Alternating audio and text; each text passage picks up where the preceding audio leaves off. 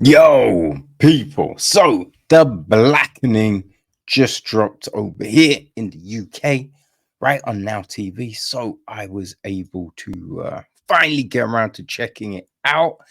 It is directed by Tim Story and written by Tracy Oliver and Dewayne Perkins. The film is produced by Mercy A. Brown, Jason Clark, E. Brian Dubins, Tracy Oliver, Tim Story, and Sharla Sumter Bridget. It is co-produced by Dwayne Perkins, associate produced by Vicky Mara Story, and line produced by Dwayne F. Fox. Dexter Story took care of the music. Todd A. Dos Rios, cinematography. Peter S. Elliott was down on the editing. Right. Lee Daniels Butler took care of the casting. Cecil Gentry's production design, while Richard Bernstein is art direction. Bryant Berry is set decoration. Angela Adnagi is costume design, right? We got hair, makeup, all of that jazz. Michael Spizzano, Thena Smith, Terrell Mullin, Robert C. Matthews III, Christopher Lenio, Naima Jamal, Precious Jackson, Darico Jackson, Chatawaka Jackson, Olivia Fisher, Catherine Fernandez, Malik Amadeus Elliott, Mike and Eden Elazalade, and Anthony Cherry. Our cast. Well, we have got just for a second. Allison. Oh, actually, we probably should go. Sean, played by Jay Farah. Morgan is played by Yvonne Orji. We've got Allison, played by Grace Byers. Lisa, Antoinette Robertson. We have also then got Dwayne, played by Dwayne Perkins. Right, Nanady, played by Sinqua Walls. There is King, played by Melvin Gregg. Right, Shanika, played by ex Mayo. Clifton, played by Jermaine Fowler. And who else? Ranger White, played by Diedrich Bader. Our creepy old man, played by George Fisher. And Clive Connon, played by James Preston Rogers. Yeah. Okay, so the gist of the film: 7 friends go away for the weekend and end up trapped in a cabin with a killer who has a vendetta. Will their street smarts and knowledge of horror movies help them stay alive? Probably not, right? That is the big thing, right? So Juneteenth is a big framework for this film. You know, that's the reason they've kind of gone away. You know what I mean? And then a masked killer is trying to kill them. It's actually as well based on a short film from 2018 of the same name which was done by Free Pete. So yeah, I mean, I didn't see the short film, but I heard things about this movie. So I was like, you know what? Let me give it a look. Right? We've had things that have tried to play around with stuff like this, you know. Um, yeah, but sometimes it works, sometimes it doesn't. Right? Now, I would say the Blackening nearly got it, nearly nailed it for me. Nearly, right? Definitely watching the film, you get the vibes, right? You get the vibes. And I mean, like this friend group, you got that whole connection and everything like that, which is good, right? All of those things, I think you believe the relationships. So that was cool, right? A lot of the things that get said between friends, you know, that felt okay. Sometimes things did feel a bit forced, but for the most part, the conversation, everything seemed to flow like it would, right? So all of that, I was cool with. I was cool with. We do get certain situations,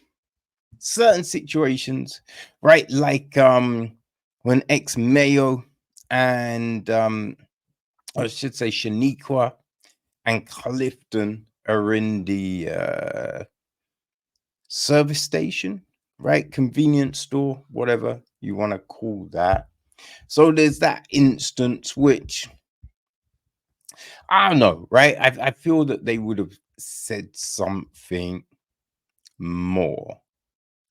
Said something more, especially when we see Shaniqua um like later in the film. The thing she says there kind of makes me feel she would have said more in that situation, you know?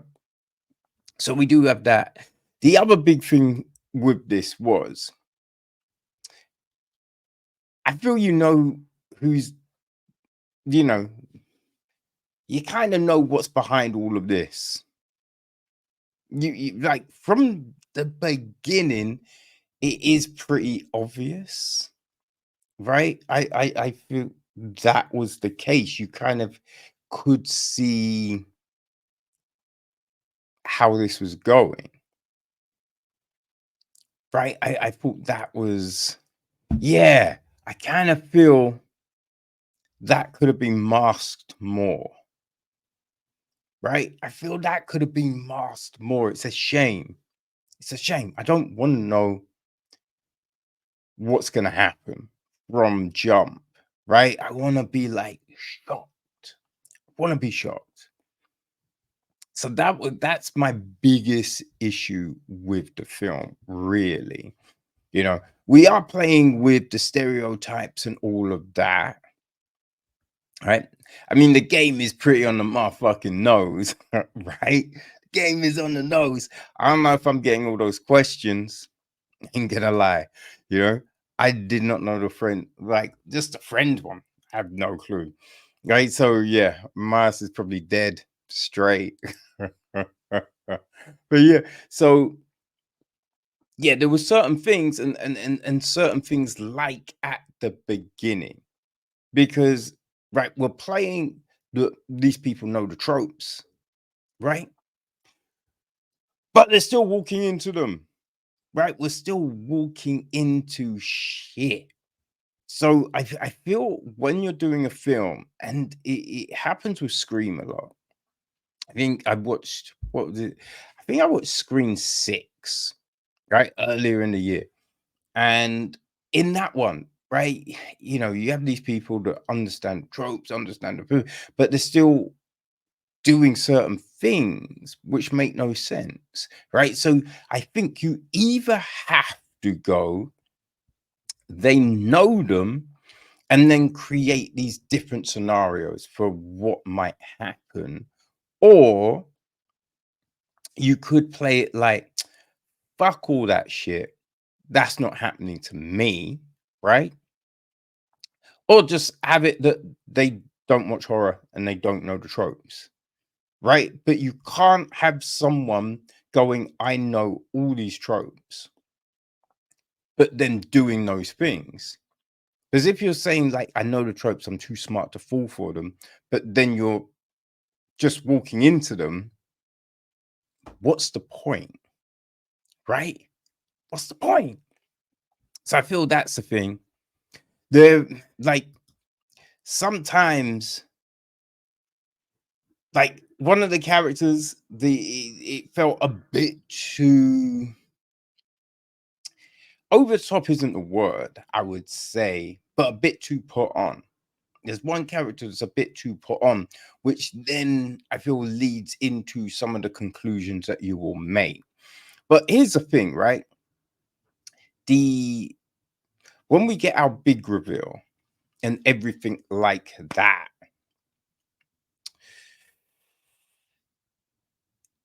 I feel that's not a reason, right?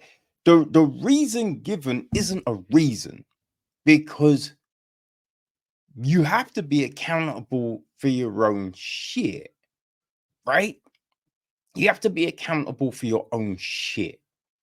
And so my thing is, with everything we've seen these motherfuckers do and say, right? Is no one pointing that out?